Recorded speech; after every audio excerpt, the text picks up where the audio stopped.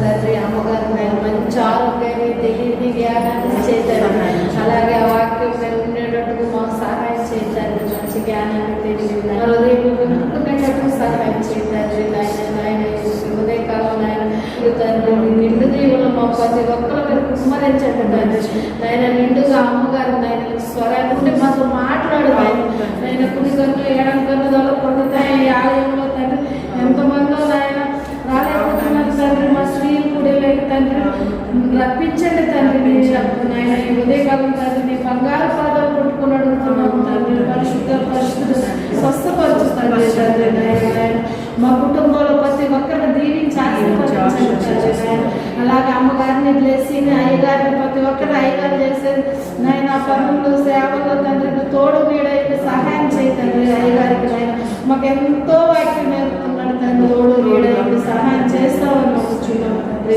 ఎటువంటి కూడా తీర్చుకోలేదు పరిశుద్ధ చోటి కూడా తండ్రి ప్రతి ఒక్కరితో నిండు దేవులు కుమ్మరించమని నీ రెక్కల కింద మమ్మల్ని అందరూ చేర్చుకొని అమ్మగారు చెప్తున్న వాక్యాన్ని ధ్యానించుకొని ప్రతి ఒక్కరూ చిన్న ప్రార్థన దీవించి ఆశీర్వదించమని ఏమైనా తప్పులు క్షమించమని ఈ చిన్న ప్రార్థన నీకే అప్పగిస్తూ యేసయ్య నామములో అడిగి పెట్టుకుంటున్నాను.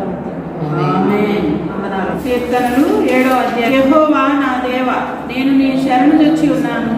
నన్ను తరుము వారి చేతిలో నుండి నన్ను తప్పించుము. నా అతిశయ పదమును మంటిపాలు చేయనిమ్ము. నిర్నిమిత్తముగా నన్ను బాధించు వారిని నేను సంరక్షించితిని కదా. యెహోవా కోపము తెచ్చుకొని లెమ్ము. నా విరోధులను నశించుకొని లెమ్ము. నన్ను ఆదుకొనుటకై మేల్కొనుము. న్యాయవిధిని నీవు నియమించి ఉన్నావు కదా. జనములు సమాజముగా పుట్టుకొనున్నప్పుడు వారికి పైగా పరమందు ఆసీనుడవు కమ్ము. యెహోవా జనములకు తీర్పు తీర్చువాడు. యెహోవా నా నీతిని బట్టి ఆయన దాన్ని బట్టి విషయము న్యాయము తీర్చును. హృదయములను అంతరింద్రియములను పరిశీలించు నీతిగల దేవా, దుష్టుల చెడులను మాన్పు. నీతిగల వారిని స్థిరపరచును. యథార్థ హృదయములను రక్షించు దేవుడే నా కేడము నమ్మకవాడై ఉన్నాడు. న్యాయమును బట్టి ఆయన తీర్పు తీర్చును.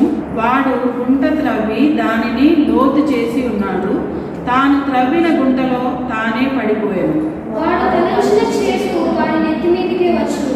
వాడు యోచించిన బలాత్కారము వాడి నడినెత్తి మీదనే పడును. యెహోవా న్యాయము విధించువాడని నేను ఆయనకు కృతజ్ఞతాస్తుతులు చెల్లించెదను. సర్వోన్నతుడైన యెహోవా నామమును కీర్తించెదను. దేవుడు న్యాయ విధిని నీవు నియమించుతున్నావు కదా. న్యాయం తప్పుకోడు ఎప్పుడు కూడా. అది వర్కౌట్ అవ్వదన్నమాట. మనమే బాధపడతాము. తాను త్రవ్విన గుంటలో తానే పడిపోయాడు. యెరూషలేములో కాపురం ఉండే ఒకసారి అయిన భార్య ఆమె ఒక ప్రవక్తిని అంటారు. ప్రవక్తిని అయితే ఆమె చాలా ధైర్యం కలిగిన స్త్రీ. వాక్యానికి అని యాజకులు, శాస్త్రి గారు అందరూ కూడా ఆమె దగ్గరకు వచ్చి చెల్లించి ధ్యానించుకొని వాళ్ళ పేరేంటంటే హుల్దా అనే ప్రవక్తిని. ఆమె యెరూషలేములో కాపురం ఉంటుంది. వాళ్ళ భర్త బట్టల వ్యాపారం అధికారి. ఆయన పేరు షెల్లూము. 2వ రాజులు 22వ అధ్యాయము 14. 2వ రాజులు 22:14. ఈమె వస్త్రశాలకు అధికారియకు హర్షసుకు పుట్టిన తిక్వా కుమారుడైన షెల్లూమునకు భార్య యెరూషలేములో 2వ భాగమందు కాపురస్తురాలై ఉండెను. ఈమె వద్దకు వారు వచ్చి మాట్లాడగా వాళ్ళందరూ వచ్చి ఈ హుల్దా దగ్గరికి వచ్చి మాట్లాడుతున్నారు. ఏమని? ఈమె వారితో ఇట్లా, నేను మిమ్మును నా యొద్దకు పంపిన వానితో ఈ మాట తెలియజెప్పుడి. యెహోవా సెలవిచ్చుచున్నదేమనగా, యూదా రాజు చదివించిన గ్రంథంలో రాయబడి ఉన్న కీడంతటిని ఏదియూ విడిచిపెట్టకుండా నేను ఈ స్థలం మీదికి దాని కాపురస్తుల మీదికి రప్పింతును. చూడు, కీడంతా కూడా ఈ దేశం మీదకి నేను రప్పింతును. దేవతలు పూజ చేయడం వల్ల వాళ్ళకి కీడు వచ్చేసింది అనమాట. దేవుని కోపం. ఇందాక మనం చదువుకున్నాం కదా, దేవుడు ప్రతిరోజు కోపపడును అని ఇందాక మనం కీర్తనలో చదువుకున్నాం కదా. జనులు నన్ను విడిచి ఇతర దేవతలకు ధూపము వేయచ్చు, తమ సకల కార్యముల చేత నాకు కోపము పుట్టించి ఉన్నారు కనుక నా కోపము ఆరిపోకుండా ఈ స్థలము మీద రగులు కొనుచున్నది. యెహోవా యొక్క విచారణ చేయుటకై మిమ్మును పిలిచిన యూదా రాజునకు ఈ మాట తెలియపరచుడి. యూదా రాజు పేరేంటి? యోషియా. గొప్ప స్త్రీలు ఉన్నారు బైబిల్లో. మనం కూడా హుల్దా అనే ప్రవక్తిని. హుల్దా అంటే ముంగిస అని అర్థం. అయితే యూదా రాజునకు ఈ మాటలు తెలియపరచుడి.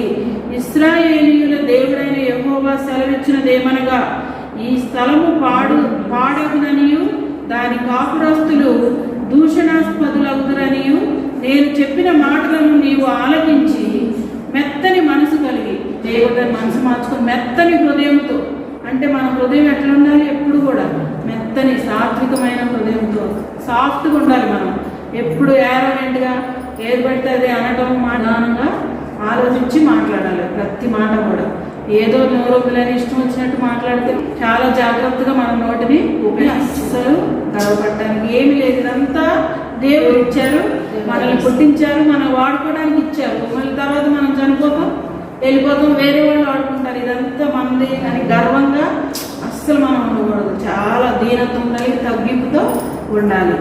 చింపుకొని నా సన్నిధిని కన్నీళ్లు కార్చితివి గనుక నీవు చేయు మనవి నేను అంగీకరించుచున్నాను. వెంటనే ఆయన చూడు కన్నీళ్లు కార్చి దేవా నన్ను క్షమించని మనం అడిగితే, స్టార్టింగ్లో ఏమొచ్చింది? మనం చదువుకున్నప్పుడు నీ కోపం అంతా ఈ దేశం మీదకి రాబోతుంది, మీరు చనిపోబోతున్నారని, కీడంతా రప్పిస్తానని అన్నారు దేవుడు. ఈ రాజుగారు ఏం చేశారు? తన దీన మనసుతో ఆయన సన్నిధిలో తగ్గించుకొని ప్రార్థించినప్పుడు పూర్ణ హృదయంతో రావాలి మన ప్రార్థన. పూర్ణ హృదయంతో, పూర్ణ ఆత్మతో, పూర్ణ బలంతో, పూర్ణ శక్తితో మనం దేవుణ్ణి ఆరాధించాలి. అయితే బట్టలు చింపుకొని నా సన్నిధిని కన్నీళ్లు రాల్చితివి గనుక నీవు చేయి మనవి నేను అంగీకరించి ఉన్నాను. చూడండి ఎంత. నేను నిన్ను నీ పితరుల యొద్దకు చేర్చుదును, నీవు నెమ్మది నొందిన వాడవై సమాధికి చేర్చబడదు. నేను ఈ స్థలం మీదకి రప్పింపబో కీడును నీవు నీ కన్నులతో చూడనే చూడవు. ఇదే యెహోవా వాక్కు. అంతటా వారు ఈ వర్తమానమును రాజు వద్దకు తెచ్చిరి. పాయింట్ ఏంటంటే మనం మీరు చూడమ్మా, కాపురస్తురాలైన హుల్దా ప్రవక్తి వస్త్రశాల అధిపతి అయిన షెల్లూము భార్య. ఎంత వస్త్రాలున్నా అవన్నీ కౌంటే కాదా నా దృష్టిలో. అందుకనే అంత గొప్ప అధికారి భార్య అయినా కానీ తగ్గించుకొని మరి చక్కగా దేవుని వాక్యాన్ని ధ్యానిస్తూ ఉండేది. అప్పుడు దేవుడు ఆమెకు మంచి జ్ఞానం ఇచ్చాడు. నేర్చుకోవాలి. ఎవరికి అన్నీ రావు ఒకేసారి, అందరూ వేదాకా వాక్యం నేర్చుకోవాలి. మన జీవితాల్లో ఆ వాక్యాన్ని అన్వయించుకోవడానికి ప్రయత్నం చేయాలన్నమాట. లాస్ట్ బ్రెత్ అంటారు, చివరి శ్వాస వరకు మనం నేర్చుకుంటూనే ఉండాలి. నాకు బయట డిగ్రీలు ఎన్ని చేసినా దాంతో ఇది సమానం కాదు. దీనిలో మాటలు వేరు, తప్పులు వస్తాయి తెలుసా. నాకే అప్పుడప్పుడు తప్పులు పోతాయి. అట్లాగే అసలు ఈ దైవ గ్రంథం చదవడం, దీన్ని ధ్యానించడం ఎంతో విలువైన సమయం అన్నమాట. ఎంతో అదృష్టం దీన్ని చదవడం. దేవుని కృపణ వాళ్ళే దీన్ని చదువుతారు, ధ్యానిస్తారు. వేరే వాళ్ళకి అవకాశం లేదు. సరే, ఇప్పుడు రెండవ రాజులు 22:14 ఉందమ్మా. ఇది యెరూషలేము కాపురస్తురాలైన హుల్దా ప్రవక్తి వస్త్రశాల అధికారి అయిన షెల్లూము భార్య. షెల్లూము మీరు అండర్లైన్ చేసుకోండి, రాయడం అంటే ఒకటని పెట్టుకోండి. 22:14 ఉండేది. ఆ రాజుకి వెళ్ళి ధైర్యంగా ఆ యోషియాకి వెళ్ళి చెప్పు, ఈ దేశం మీద కీడు రాబోతుందని. దానిలో ఉన్న చుట్టలో ఉన్న వాక్యాన్ని చదివి ఆమె అర్థం చేసుకొని ఈ వచ్చిన 5గురికి చెప్పింది. ఆ రాజుకు చెప్పు, కీడు రాబోతుంది, ప్రార్థన చేయమని చెప్పు అని అంటే ఆయన విని ఆయన మెత్తని హృదయం తెచ్చుకొని తగ్గించుకొని దేవుని సన్నిధిలో కన్నీళ్లు విడిచి ప్రార్థన చేశాడు గొప్ప రాజు. ఈమె చెప్తే, ఎవరు చెప్తే ఇదంతా హుల్దా చెప్పబట్టి ఇంత గొప్ప కార్యం జరిగింది. ఒక రాజు హృదయమే మారింది కదా, యోషియా హృదయమే మారింది. యాజకులు, శాస్త్రి, రాజు సేవకులు హుల్దా యొద్దకు వచ్చి వాక్యము గురించి విచారణ చేశారు. యూదా రాజైన యోషియాకు వాక్యము ధైర్యంగా ప్రకటించిన స్త్రీ హుల్దా. 3వ పాయింట్ చూడండి. ఒక రాజు మార్పుకు కారణమైన స్త్రీ ఈ హుల్దా ప్రవక్తిని. రాజులు 22:19-20 ఉండేది. చివరికి ఏమైంది? నేను 20లో చివరి చూడండి, నేను ఈ స్థలం మీదకి రప్పింపబో కీడును నీవు నీ కన్నులతో చూడనే చూడవు. ఆ రాజుగారికి ఎంత అదృష్టం కలిగింది. ఈ హుల్దా చెప్పిన మాటలు వినబట్టి ఆయన దేవుని సన్నిధిలో చక్కగా కన్నీళ్ళు విడిచి ప్రార్థన చేయడం వల్ల ఆయన కీడంతా తొలగిపోయింది అనమాట. చూడండి, భయంతో దేవుని స్తుతించడం ఉంది బైబిల్లో.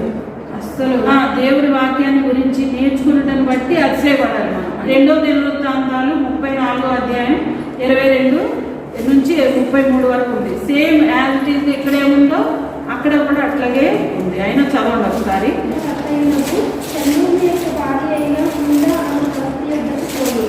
ఆమె అప్పుడు యెరూషలేముకు చేరిన దేవుడైన ఆ యెహోవా సెలవిచ్చినదేమనగా, నీ మనస్సు మెత్తనిదై ఈ స్థలము మీదను దాని కాపురస్తుల మీదను దేవుడు పలికిన మాటలను నీవు విన్నప్పుడు నా సన్నిధిని నీవు తగ్గించుకొని నీ వస్త్రములు చింపుకొని నా సన్నిధిని కన్నీరు విడిచితివి కనుక నీ మనవిని నేను ఆలకించుకున్నాను. కూడా కీడు భయంకరమైన తెగులు వచ్చి, కరోనా వచ్చి ఎంతో మంది చనిపోయారు. మనం బ్రతుకున్నామంటే అంత దేవుని స్తుతించడానికి, చదవటానికి, ధ్యానించడానికి, అందరికీ చెప్పడానికి మనల్ని సృష్టించింది. దేవాలయండి మీ బాధలు పొందినాలు స్తోత్రాలు తండ్రి. పోయిన శుక్రవారం నుండి శుక్రవారం వరకు మమ్మల్ని అందరినీ సజీవ లెక్కలో ఉంచి పోషించి కాచి కాపాడి సంరక్షించినందుకు మీకు వేలాది వందనాలు తండ్రి. వాక్యం ద్వారా మీరు నాతో మా అందరితో మాట్లాడారు తండ్రి.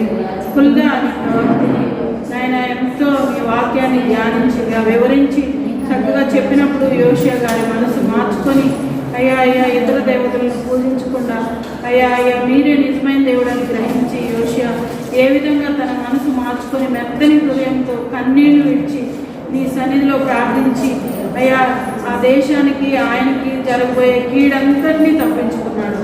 అట్లాగే ఆ మారు మనసుకు తగిన ఫలాలు మేమందరం ఫలించడానికి సహాయం చేయండి. శాశ్వతము ఆశా నిగ్రహం కలిగిన అందరం మరి అయ్యా ఫలాలు ఫలించడానికి సహాయం చేయండి తండ్రి. ఒక చెట్టు ఏ విధంగా ఎదిగి ఫలాలు ఫలించకపోతే నరికేస్తారో మమ్మల్ని కూడా ఆ విధంగా చేస్తానన్నారు తండ్రి. ఇంకా ఏ విధంగా ధైర్యంగా వాక్యాన్ని ధ్యానించి చెప్పిందో అట్లాగే మేము కూడా క్షుణ్ణంగా మీ వాక్యాన్ని ధ్యానించి అనేక మందికి వివరంగా విపులంగా అయ్యా ప్రకటించే భాగ్యము, మంచి వాక్చాతుర్యము, జ్ఞానము, జ్ఞాపక శక్తి, తెలివి, వివేచన మాకు అందరికీ అనుగ్రహించిన ప్రతి ఒక్క బిడ్డని పేరు పేరు వరుసను మీరు దీవించి ఆశీర్వదించండి. వారి హృదయ వాంఛలను మీరు తీర్చండి తండ్రి. ఆయన ప్రతి విధ అవసరత మీరు తీర్చి అయ్యా మీ నామానికి మహిమ ఘనత ప్రభావాలు పొందుకుంటారని నమ్మచ్చు. ఏ స్పర్శత నామం అడిగి ప్రార్థిస్తున్నాను తండ్రి. ఆమేన్.